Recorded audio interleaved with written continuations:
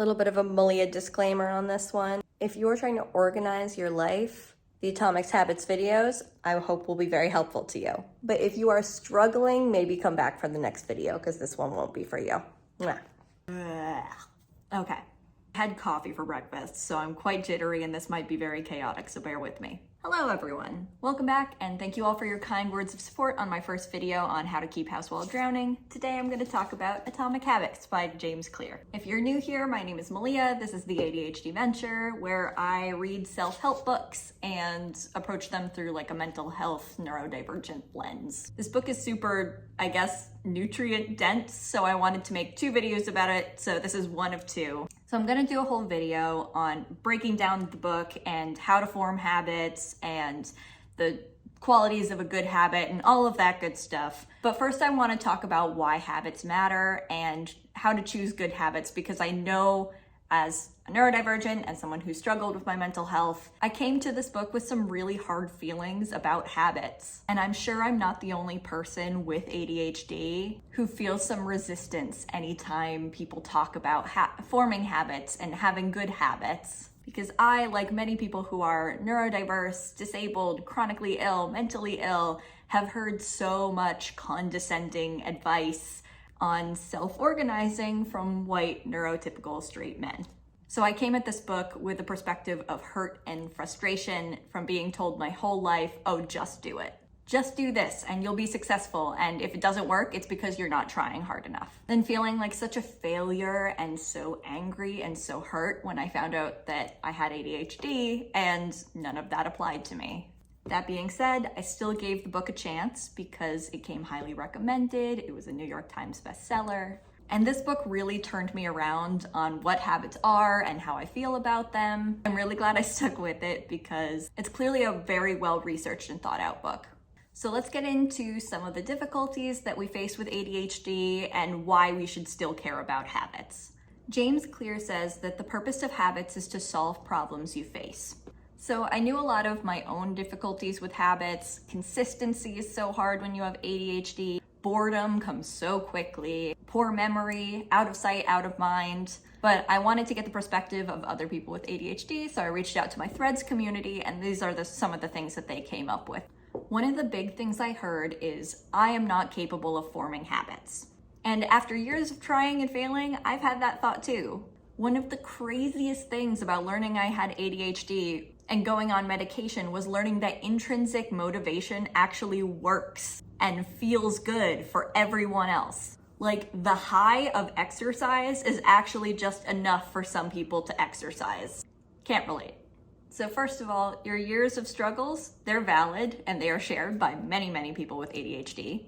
But when you think of habits, you're probably thinking of big things like working out every day. But all a habit is recognizing a cue and automating a process. If you open your phone when it beeps, that's a habit. Even if, like me, you open the text message and then promptly forget about it. Getting out of bed is a habit. Putting on clothes is a habit.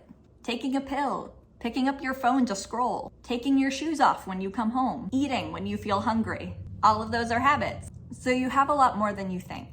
According to the book, 40 to 50% of your actions are habits. While those of us with different brains may have a more difficult time forming habits, it doesn't mean we're not capable. The next one I got was, I can only form habits I like. First of all, I feel you. Second of all, great. So only work on habits you like.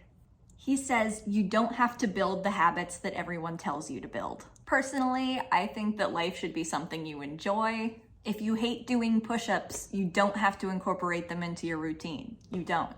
I went through a phase in college where I used to make my bed every day just to prove to myself that I could do it. And then one day I was like, wait a minute, why am I doing this? I don't care what my bed looks like. You can always try a habit, realize it's not serving you, and quit. That's fine. Whoever said anything negative about quitters wasn't talking about you. And if you need to hear it, I don't care what your bed looks like. Despite what it may seem, you don't owe the Duolingo owl your soul if you don't feel like learning German right now. In the book, he says that mastery requires patience, but I think for us, mastery requires passion, so pick habits you like. Other people mentioned object permanence as the reason that they have a difficulty making and sticking to new habits. I also feel you on this one because if I don't see the habit, I forget it exists. So next video, we'll talk more about visual cues and ways we can get around this. I don't have the executive function to fund those strategies. I think this one also goes back to choosing habits that you care about, but you can also only choose to work on one habit at a time. You don't have to go crazy. I know we tend to be all out or nothing, but you can really pick one tiny thing to work on, and that's okay. I have a couple of quotes for this one. If you can get 1% better each day for 1 year, you'll end up 37 times better by the time you're done. Conversely, if you get 1% worse each day for 1 year, you'll decline nearly down to 0. Once weekly or once monthly habits are also worth doing. I work a job that is wildly inconsistent, has very weird hours. I have still been able to make progress on my goals using habit science, even though daily habits are basically not a thing for me. A tiny little weekly habit will still add up. It just takes a little bit longer. Another quote that I really like: when scientists analyze people who appear to have tremendous self-control, it turns out those individuals aren't all that different from those who are struggling. Instead, disciplined people are better at structuring their lives in a way that does not require heroic willpower and self-control.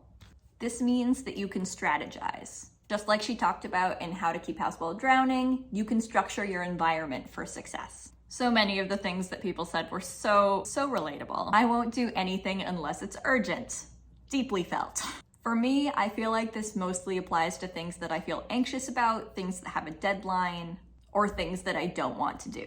We're really not trying to cure the ADHD here. We're always gonna have different brains, but what we can do is we can set ourselves up for success by creating urgency, making the thing less anxiety-inducing and overwhelming, or making it enjoyable, or a combination of all three.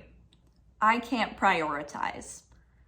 I've fallen into this trap too.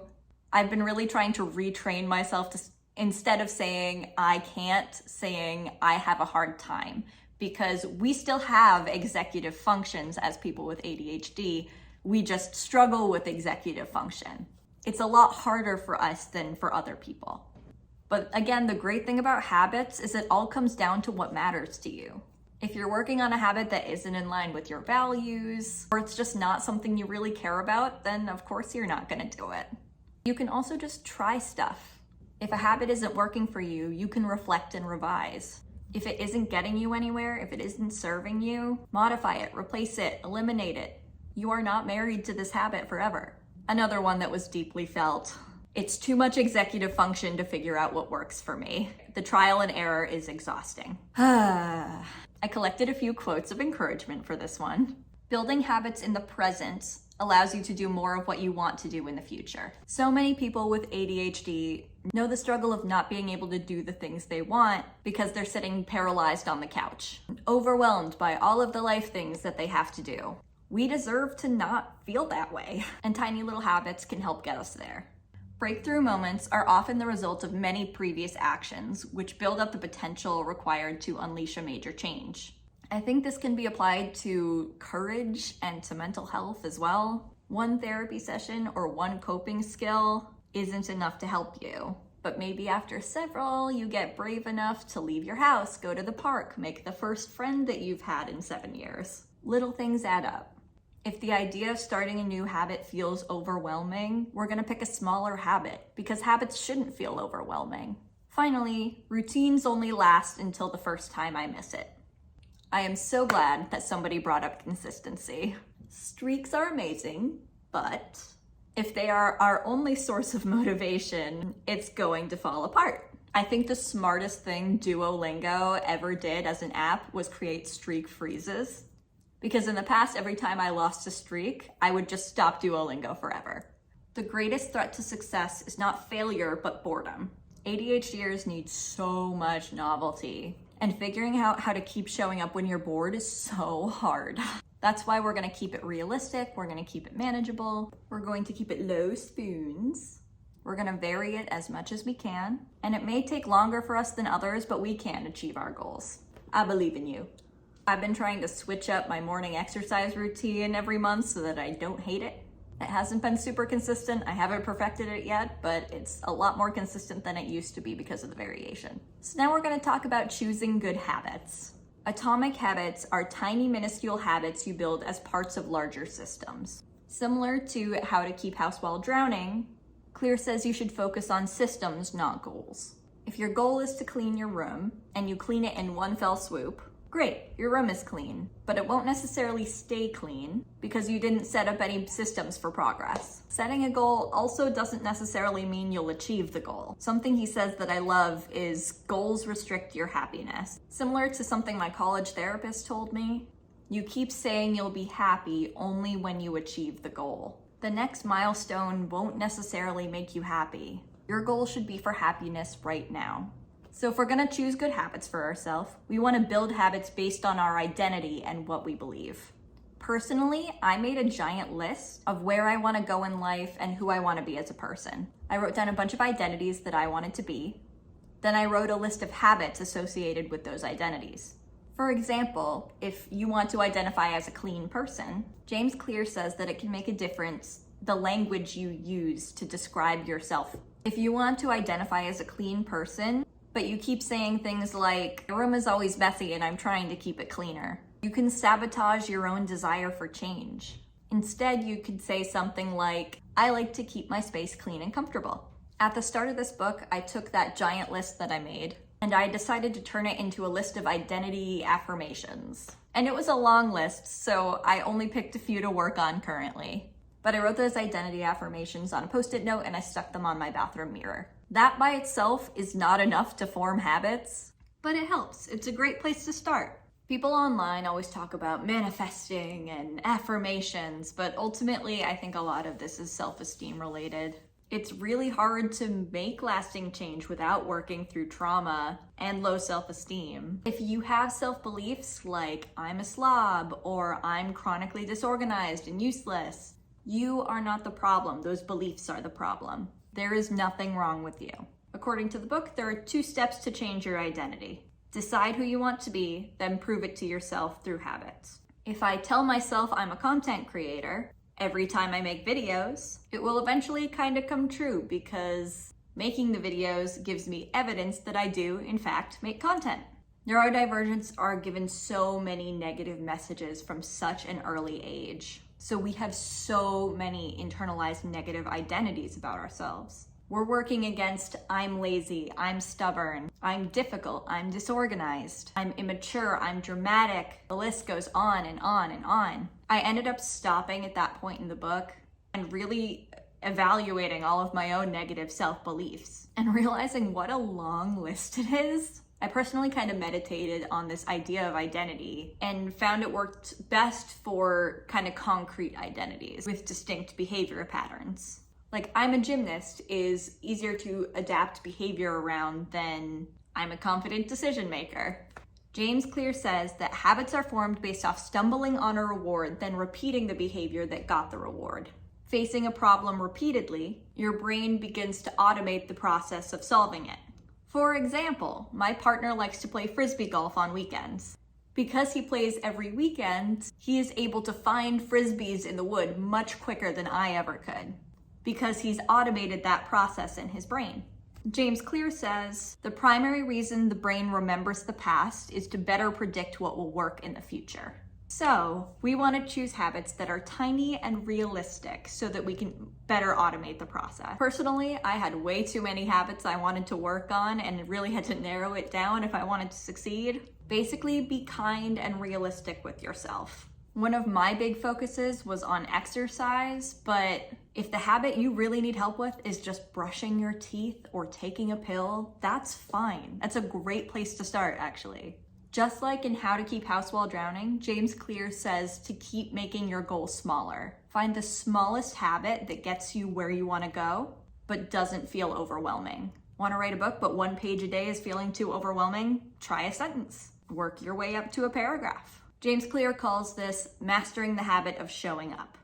For me, doing the dishes is the most overwhelming part of the week. I have definitely cried over the dishes before. I was overwhelmed by the idea of doing all of the dishes because there's always so many dishes. But a habit that seemed manageable and that I've managed to keep up is just putting away 1 dish.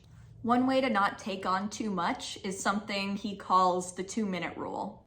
When you start a new habit, it should take less than 2 minutes to do so. The example he uses that I actually applied to my life and has been very effective, the habit shouldn't be going to the gym. The habit should just be putting on your workout clothes, because that takes less than 2 minutes. That's a habit you can build on. Once putting on the workout clothes becomes an automatic process, you can add to the habit and say, I'm going to put on my workout clothes and then I'm going to walk out to my car. And when that becomes automatic, it's sitting in your car. All the people who gave you the advice to just build a bedtime routine may have been well-meaning, but they were wildly unhelpful. These routines are made up of so many smaller habits, and it takes a long time to build up. I feel like so many of us were taught that we have to do the biggest possible thing right away, but this is your validation that you should pick the smallest possible thing to start with. Atomic Habits also introduces the idea of the Goldilocks rule. Work on things not too hard, but not too easy. Just at the edge of your current comfort level. Push yourself, but not too hard. He says the ideal is about 4% beyond your current ability. 4% small. 4%'s really small. All the hustle bros online who talk about pushing yourself as hard as you can aren't really doing something sustainable. Also, if 4% seems like too much still, you can do 1%. That's fine. If you're pushing yourself at all, I'm proud of you. Once you've chosen your habits based off your identity, what you like to do, narrowed it down to something that's not too hard, when it feels manageable, when you're feeling good about the idea, you can set yourself up for success by starting new habits on the first day of the week, the month, or the year. According to Atomic Habits, these are when hope is the highest. While technically you can start any day, there is actually some positive psychology around starting at those times. I'm going to end us with a quote of encouragement. Progress requires unlearning. Becoming the best version of yourself requires you to continuously edit your beliefs and to upgrade and expand your identity. You aren't going to make progress if you don't believe in yourself. Keep an open mind. Our ADHD symptoms may hold us back, but we can still succeed. Just because you have ADHD or another condition that can limit you doesn't mean you can't be amazing, happy, successful at the things you want to do in life. Don't count yourself out.